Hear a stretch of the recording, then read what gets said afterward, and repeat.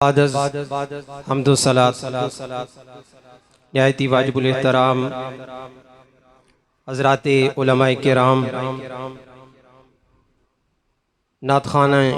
नातखानाने शीर लिसान और जितने भी यहाँ पर तशरीफ़ लाने वाले हज़रात गिरामी कद्र हैं। आज की ये महफ़िल बसिलसिला ईसाल सवाब बरादरम मोहम्मद शबीर साहब, मोहम्मद तनवीर और मोहम्मद जबरान साहब की वालिदा मोहतरमा और सूफ़ी मोहम्मद नवाज़ साहब की हमशीर मोहतरमा के ईसाल सवाब के लिए ये महफ़िल इनेकाद पजीर है। वक्त मुख्तसर है। बड़ी प्यारे अंदाज के अंदर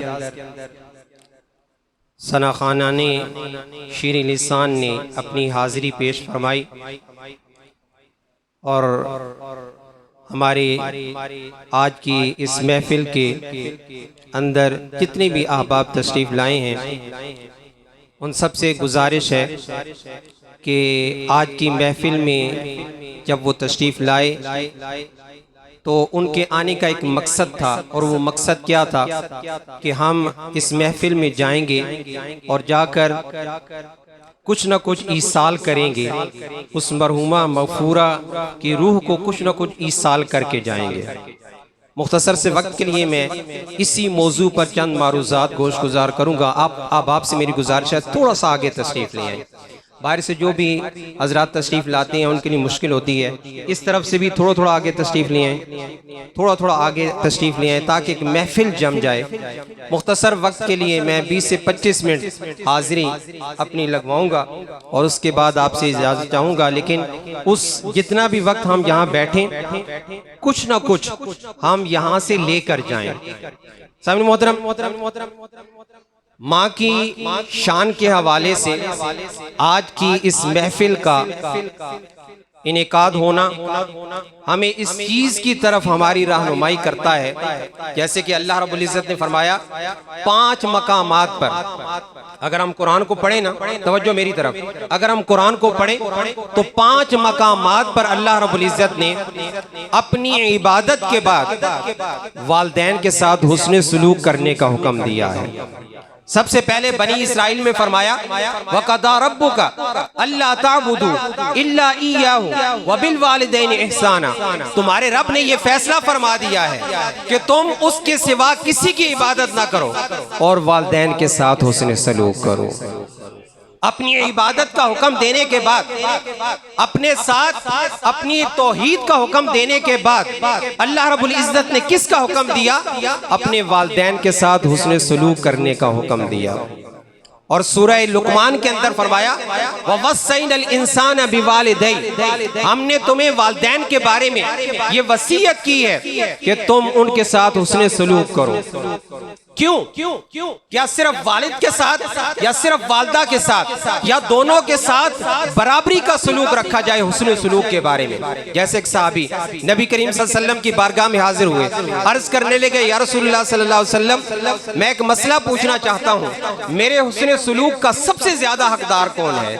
फरमाया उम्मू का, तेरी माँ तेरे हुस्न सलूक का सबसे ज्यादा हक रखती है। फिर अर्ज की या रसूलुल्लाह सल्लल्लाहु अलैहि वसल्लम इसके बाद कौन हक रखता है? फरमाया उम्मू का, तेरी माँ। तीसरी मर्तबा फिर अर्ज की, फरमाया उम्मू का, तेरी माँ तेरे हुस्न सलूक का ज्यादा हक रखती है। और चौथी मर्तबा जब फरमाया अबू का, तेरे हुस्न सलूक का सबसे ज्यादा हक तेरा वालिद रखता है। गोया 1/3 हिस्सा माँ को दिया, क्योंकि माँ के बारे में कुरान कहता है सूरह लुक़मान के अंदर वफ़स्सैनल इंसान बिवालिदैहि हमलतहु उम्मुहु वहनन अला वहनिन व फ़िसालुहु फ़ी आमैन अन इश्कुर ली वलिवालिदैहि। फरमाया माँ का मकाम इसलिए ज्यादा रखा गया है कि तू जब माँ के पेट में होता है 9 माह तक माँ तुझे अपने पेट में रखती है। वो तंदुरुस्त हो ना तवा हो, वो बड़ी उसकी सेहत अच्छी हो या सेहत अच्छी ना हो, हर सूरत के अंदर वो तुझे 9 माह तक पेट के अंदर उठाती है। वहनन अला वहनिन, कमजोरी पर कमजोरी के बावजूद वो अपने पेट के अंदर तुझे उठाए रखती है। गोया एक जोंक होती है जो अब मांस के साथ लिपट कर खून चूसती है, तू इस तरह लिपट कर अपनी माँ का खून चूसता है। लेकिन वो माँ कमजोर है या ताकतवर है, किसी हालत के अंदर है, वो माँ तुझे अपने पेट के अंदर उठाए रखती है। वफिसालु फी आमैन, और जब तू एक जिंदा शक्ल के अंदर तू अदम से वजूद में आ जाता है, वो तुझे अपने सीने से लगा लेती है और अपने सीने से खून देती है। वफिसालु फी आमैन, 2 साल तक वो तुझे अपना शीर पिलाती है। इसलिए फरमाया कि अनिश्कुल्ली, ये क्योंकि वो तमाम बर्दाश्त करती है, मुसीबतें तकालीफ तुम्हारे लिए बर्दाश्त करती है। फरमाया अनिश्कुल्ली, इसलिए मेरा शुक्र अदा करो। वाली वालिदैक, और उसके बाद अपने वालिदैन का शुक्र अदा करो, क्योंकि इस दुनिया में आने का और जितनी भी तकालीफ उठाई है, ये तमाम की तमाम तुम्हारे वालिदैन हैं, ये जो तुम्हारे आने का भी सबब है और तुम्हें इस दुनिया के अंदर रखने का भी सबब है, और तुम्हारी तरबियत भी उन्होंने उठाई है। इसलिए अनिश्कुल्ली, मेरा शुक्र अदा करो। वाली वालिदैक, और उसके बाद अपने वालिदैन का शुक्र अदा करो। अब सवाल ये पैदा होता है, अगर एक शख्स मुसलमान है, माँ काफिरा है, माँ मुसलमान नहीं है, तो फिर क्या हुक्म है? हालांकि अल्लाह रब्बुल इज्जत ने बहुत मकाम रखा है वालिदैन का और खुसूसन माँ का। आगे कुरान ने इसकी भी रहनुमाई फरमाई, वइन जाहदाका अला अन तुश्रिका बी मा लैसा लका बिही इल्मुन फला तुतिअहुमा वसाहिबहुमा फिद दुनिया मारूफा वत्तबि सबीला मन अनाबा इलैया। तो अल्लाह रब्बुल इज्जत ने फरमाया कि अगर तुम्हारे वालिदैन मुशरिक हैं, काफिर हैं, और वो तुम्हें हुक्म देते हैं कि तुम उनके दीन पर आ जाओ, तो तुमने उनकी इत्तिबा नहीं करनी। हालांकि वालिदैन का बड़ा मकाम है।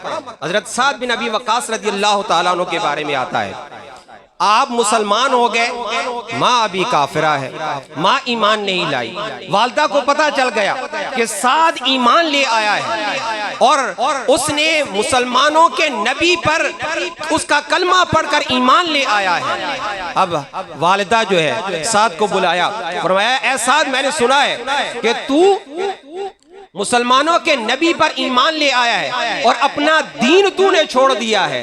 अगर तूने ऐसा किया है तो मेरा और तेरा रिश्ता खत्म हो गया, मैं तुझसे बात नहीं करूंगी, मैं तुझसे बोलूंगी नहीं, यहां तक कि तू उस दीन को छोड़कर फिर दोबारा अपने दीन पर आ जाए।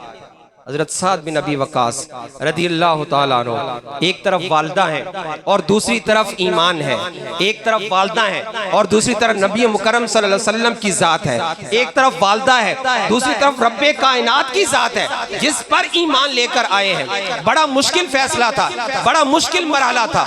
एक दिन गुजरा, न दिन को रोटी खाई, न शाम को रोटी खाई, न पानी पिया। वालिदा जो है कमजोर हो गई। दूसरा दिन आ गया, साद बिन अबी वक्कास रज़ियल्लाहु ताला अन्हु देख रहे हैं, एक तरफ रब्बे कायनात की जात है, दूसरी तरफ वालिदा है, एक तरफ नबी मुकर्रम की जात है जिस पर ईमान लाए हैं और दूसरी तरफ वालिदा मोहतरमा है। एक तरफ दीन है, दूसरी तरफ वालिदा है। क्या किया जाए? दूसरा दिन आता है, दूसरा दिन भी गुजर जाता है। वालिदा नकाहत की वजह से चारपाई पर लेट जाती हैं क्योंकि नकाहत हो गई है, 2 दिन से न खाया है न पिया है। हजरत साद बिन अबी वक्कास रज़ियल्लाहु ताला अन्हु ने ईमानी फैसला किया, अपनी वालिदा के पास चले गए और कहा, अम्मा जान, आपने मुझे पैदा किया, मेरा आपका मेरे ऊपर बहुत ज्यादा हक है, मैं उसकी कदर करता हूं, लेकिन जहां अल्लाह और उसके रसूल की बात आ जाए तो फिर मैं अल्लाह और उसके रसूल को तेरी बात के ऊपर फौकियत देता हूं। ऐ वालिदा मोहतरमा, मैं ईमान को नहीं छोड़ सकता, मैं अल्लाह और उसके रसूल को नहीं छोड़ सकता, लेकिन ऐ वालिदा, जहां पर ये कंपैरिजन आ जाए कि एक तरफ माँ हो, दूसरी तरफ अल्लाह और उसके रसूल की बात हो, तो मैं माँ को तो छोड़ सकता हूं, अल्लाह और उसके रसूल के हुक्म को नहीं छोड़ सकता। वालिदा का दिल अल्लाह ने फेर दिया। वो वालिदा भी अल्लाह के नबी पर ईमान ले आई और हजरत साद बिन अबी वक्कास रज़ियल्लाहु ताला अन्हु ने भी दीन और इस्लाम को नहीं छोड़ा।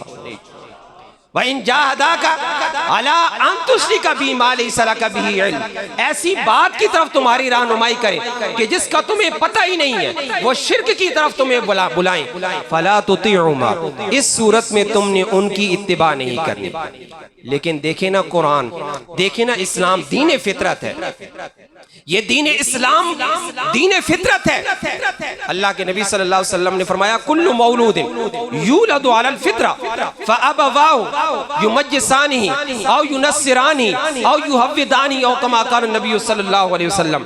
अल्लाह के नबी सल्लल्लाहु अलैहि वसल्लम ने फरमाया हर पैदा होने वाला बच्चा फितरत इस्लाम पर पैदा होता है। अब उसके वालिदैन हैं, अगर यहूदी हैं तो उसको यहूदी बना देते हैं, अगर मजूसी हैं तो उसको मजूसी बना देते हैं, अगर नसरानी और ईसाई है तो उसको नसरानी और ईसाई बना देते हैं। लेकिन हर पैदा होने वाला बच्चा, वो यहूदियों के घर पैदा हो फितरत इस्लाम पर पैदा होता है, ईसाइयों के घर पैदा हो फितरत इस्लाम पर पैदा होता है, और मजूसियों के घर पैदा हो जाए, किसी जगह भी पैदा हो जाए, अल्लाह के नबी ने फरमाया हर पैदा होने वाला बच्चा फितरत इस्लाम पर पैदा होता है। तो क्योंकि ये फितरत के मुताबिक दीन है, इसलिए आगे फरमाया फला तुतिउमा, इत्तिबा नहीं करनी जब वो शिर्क की दावत दे। फिर करना क्या है, वसाहिबुमा फिद दुनिया मारूफा, लेकिन दुनिया में रहते हुए बहैसियत वालिदैन तुमने उनकी खिदमत जरूर करनी है काफिरा, है मुशरिका, है दीन इस्लाम से आरी, एक तरफ इस्लाम एक तरफ माँ। फरमाया तुमने इत्तिबा शिर्क में नहीं करनी, तुमने शिर्क नहीं करना, शिर्क के हवाले से बात को नहीं मानना, लेकिन दुनियादारी के हवाले से तुमने उसकी खिदमत भी करनी है, तुमने उसकी हर बात भी माननी है, और तुमने अपना जान मान तन मन धन उसके ऊपर कुर्बान करना है। लेकिन अगर वो तुम्हें शिर्क का हुक्म देती है तो उस हवाले से तुमने उसकी बात नहीं मानी। सामने मोहतरम, अब एक तरफ माँ हो और दूसरी तरफ कुरान हो तो कितना ही प्यारा ये ताल्लुक इंसान का बन जाता है। एक तरफ माँ और दूसरी तरफ कुरान हो जाए। स्वीडन के वाक़ये की तरफ ये एक वाक़या आपकी तवज्जो दिलाना चाहूँगा। हारसा बिन नौमाद रदियल्लाहु ताला अन्हु, अल्लाह के नबी सल्लल्लाहु अलैहि वसल्लम मिराज पर तशरीफ ले गए। मिराज पर आपको जन्नत की सैर कराई गई, आपको जन्नत की सैर कराई गई तो जन्नत से कुरान पढ़ने की आवाज़ आ रही है, जन्नत से कुरान पढ़ने की आवाज आ रही है। अल्लाह के नबी सल्लल्लाहु अलैहि वसल्लम ने हजरत जिब्राइल से पूछा, जिब्राइल ये किसकी आवाज है? अल्लाह के नबी ने फरमाया, हजरत जिब्राइल ने अर्ज की, या रसूलुल्लाह सल्लल्लाहु अलैहि वसल्लम ये नौमान बिन हारसा की आवाज है। अल्लाह के नबी ने फरमाया, नौमान हारसा बिन नौमान वो तो मदीना के अंदर है और मदीना में है, उसकी आवाज जन्नत में कैसे आ गई? तवज्जो चाहूंगा, वो लोग जो अपने वालिदैन की खिदमत करते हैं और जिन्होंने खिदमत नहीं की उनके लिए भी ये उसूल है, ये ज़ाब्ता बताना चाहूंगा।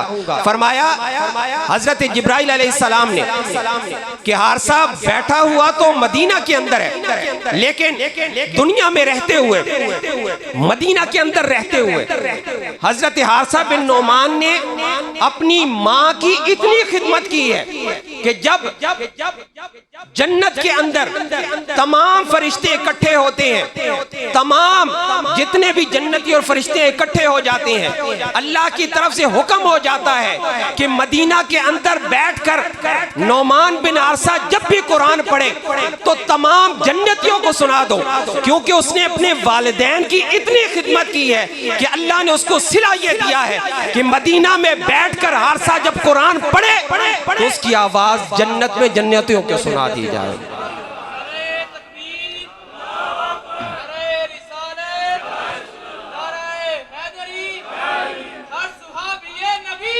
जन्नती जन्नती जन्नती जिंदाबाद जिंदाबाद। सामने मोहतरम, ये माँ का हक है और ये माँ की खिदमत का सिला है, ना सिर्फ दुनिया के अंदर बल्कि आखिरत में भी सिला इतना ज्यादा अल्लाह रब्बुल इज्जत देता है कि इंसान की सोच से बाहर है। लिहाजा अपने वालिदैन की और खुसूसन माँ की माँ ही सिर्फ नहीं, वालिदैन का लफ्ज इस्तेमाल किया गया। माँ और बाप दोनों की इंसान को खिदमत करनी चाहिए। इम्मा यबलुगन्ना इंदकल किबर अहदुहुमा औ किलाहुमा, अगर बुढ़ापे की उम्र में तुम्हें दोनों या दोनों में से कोई एक मिल जाए, तुम्हारी वालिदा जिंदा है, तुम्हारा वालिद जिंदा है या दोनों जिंदा हैं, बूढ़े हो गए हैं, तुम्हें परवान चढ़ाते चढ़ाते खुद बूढ़े होते चले गए हैं। अब तुम जवान हो, तुम्हारे जिस्म के अंदर जोर और खून मौजूद है, तुम नौजवान हो, जवानी की दहलीज पर कदम तुमने रख लिया है। फरमाया अब तुम्हारी जिम्मेदारी है कि तुमने उनकी खिदमत करनी है। और यहां तक नहीं, फरमाया फला तकुल लहुमा उफ, फितरती तौर पर खिदमत करते करते इंसान थक जाता है और जुबान से उफ का लफ्ज निकल जाता है। अल्लाह रब्बुल इज्जत ने वालिदैन का इतना मकाम रखा है, फरमाया अगर दुनिया में रहते हुए तुम खिदमत करते करते थक जाओ तो नेचरली और कुदरती तौर पर भी तुम्हारी जुबान से उफ नहीं निकलना चाहिए। फला तकुल लहुमा उफ वला तनहरुमा, और झिड़को नहीं। आज हमारे वो भाई जो अपने वालिदैन को ओए करके बुलाते हैं, अपने वालिदैन को नौज बिल्ला तू तुकार करते रहते हैं। ये दुनिया का मेला है, चंद दिन की जिंदगी है, आंखें जब बंद होनी है तो पता चलना है कि वालिदैन की खिदमत, वालिदैन का अदब, वालिदैन के एहतराम का इंसान क्या सिला देता है। लिहाजा आज अगर तुम्हारे वालिदैन जिंदा हैं तो अपने वालिदैन की खिदमत कर लो और अपनी जन्नत को हासिल कर लो। वैसे अल्लाह के नबी ने नहीं फरमाया अल जन्नत तहता अक़दामी उम्महातिल मोमिनीन, जन्नत मोमिनीन के माओ के कदमों के नीचे है। अपने वालिदैन की खिदमत कर लो, रब ताला तुम्हें जन्नत अता फरमा देगा। आखिरी बात, वक्त भी कम है, दुआ का वक्त है, लेकिन ये मेरी तरफ से एक नसीहत है और ये वो नसीहत है जो हजरत लुकमान ने अपने बेटे को की। अगर माँ चली गई तो बाप जिंदा है, अगर बाप जिंदा है तो जिंदगी के अंदर बाप को क्या करना चाहिए? अपने वालिदैन, अपनी औलाद की तरबियत के लिए हजरत लुकमान ने अपने बेटे को नसीहत की, या बुनैया आकिमिस सला वअमुर बिल मारूफ वन्हा अनिल मुनकर वस्बिर अला मा असाबक इन्न ज़ालिका मिन अज़्मिल उमूर। एक होता है अपनी तरबियत, एक होता है दूसरे की तरबियत। इंसान जिस माशरे के अंदर, सोसाइटी के अंदर रहता है वो तन्हा नहीं है, उसके साथ और लोग भी मौजूद हैं। तो हजरत लुकमान ने अपने बेटे को नसीहत की, हम लोगों को भी इन नसीहतों को अपने पल्ले बांधना चाहिए। फरमाया या बुनैया आकिमिस सला, नमाज पढ़ा कर। एक बाप अपनी औलाद को नसीहत कर रहा है, या बुनैया आकिमिस सला, ऐ बेटे नमाज पर, क्योंकि इंसान की तकमील नमाज के साथ होती है। अगर तू नमाज पढ़ेगा तो तेरी शख्सियत की ये तकमील है। और सिर्फ इंसान की अपनी जात नहीं होती, माशरे के अंदर इंसान के रिश्तेदार भी रहते हैं, माशरे के अंदर इंसान के और ताल्लुकदार भी रहते हैं। फरमाया वअमुर बिल मारूफ वन्हा अनिल मुनकर, अपनी औलाद के अलावा अपने रिश्तेदारों की भी परवाह करनी चाहिए, उनको भी सोसाइटी के अंदर अपने हमसायों को भी नेकी का हुक्म देना चाहिए और बुराई से रोकना चाहिए। ये चीज बहुत जरूरी है ताकि इंसान की अपनी शख्सियत भी और साथ साथ जो उसके ताल्लुकदार हैं उनकी शख्सियत साजी भी होती रहे। तो लिहाजा हजरत लुकमान ने अपने खामोशी के साथ, चंद बातें मेरी आखिरी रह गई हैं, खामोशी के साथ जरा फरमाया नमाज कायम करो। तो सामीन मोहतरम, अगर हम नमाज नहीं पढ़ते तो आज से ये तहैया कर ले, नमाज पढ़े, क्योंकि ये इंसान की शख्सियत की तकमील है। और कयामत वाले दिन अल्लाह के नबी सल्लल्लाहु अलैहि वसल्लम ने फरमाया सबसे पहले जो सवाल होगा वो नमाज के बारे में होगा। तो अगर पहले सवाल का जवाब दुरुस्त हो गया तो अगले सवालात के अंदर आसानियां पैदा कर दी जाएंगी। लिहाजा नमाज पढ़ें, ना सिर्फ खुद पढ़ें, अपनी औलाद को इसका हुक्म भी दें, नमाज कायम किया करो, खुद मस्जिद में उसको साथ लेकर जाया करो। ये तरबियत होती है कि साथ लेकर जाएं ताकि वो आपको देखे कि नमाज कैसे पढ़ रहा है, वो भी नमाज पढ़ना शुरू कर दे। और दूसरे लोगों को वअमुर बिल मारूफ वन्हा अनिल मुनकर, अपने रिश्तेदारों को, अजीज़ व अकारिब को, अपने भाई बहनों को, उनको भी साथ साथ क्या करें, वअमुर बिल मारूफ, नेकी का हुक्म देते रहें और बुराई से रोकते रहें। और फरमाया वस्बिर, दुनिया में रहते हुए तकालीफ आती हैं, दुनिया में रहते हुए परेशानियां आती हैं। अल्लाह रब्बुल इज्जत ने फरमाया वस्बिर अला मा असाबक, दुनिया में तकलीफ परेशानियां मुसीबतें आएंगी, उसमें आहो वावेला नहीं करना, उसमें आहुजारी नहीं करनी, बल्कि अगर कोई तकलीफ आ जाए, जैसे आज बरादरम शबीर तनवीर और जबरान की वालदैन के ऊपर बड़ा सख्त वक्त है क्योंकि इनकी माँ जुदा हुई है। फरमाया अगर ऐसी तकलीफ आ जाए आहुजारी नहीं करनी, वस्बिर अला मा असाबक, जो तकलीफ आ जाए उस पर सब्र करना है, क्योंकि इन्नल्लाह मअस साबिरीन, जो सब्र करता है रब ताला उसके साथ होता है। अल्लाह रब्बुल इज्जत की बारगाह में दुआ है रब्बे कायनात हम सबको अमल की तौफीक अता फरमाए, हम सबको अपने वालिदैन की खिदमत की तौफीक अता फरमाए। हमारे मेरे बरादरम शबीर साहब, तनवीर साहब और जबरान साहब की वालदा को जन्नतुल फिरदौस में आला अरफा मुकाम अता फरमाए। और अगर हमारे वालिदैन जिंदा है तो हम सबको भी अपने वालिदैन की खिदमत की तौफीक अता फरमाए। वमा अलैया इल्लल बलाग।